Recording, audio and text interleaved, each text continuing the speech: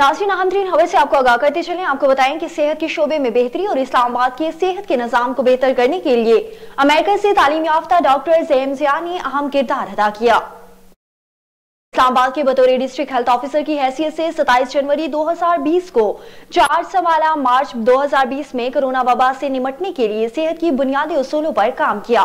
Corona में बेहतरीन काम करने पर आलमी सतह पर पजीराई हासिल की। अमेरिका के वजीर हाशा ने भी डॉक्टर ज़ैम ज़िया की सलाहियतों को सराहा। इस्लामाबाद के बुनियादी हेल्थ यूनिट को जदीद तर्ज पर मुंतकिल किया, जबकि साल 2022 और 2023 में डेंगू से इस्लामाबाद की आवाम को बचाने के लिए फौरी इकदाम उठाकर कम से कम केस रिपोर्ट करवाने में कामयाबी हासिल की।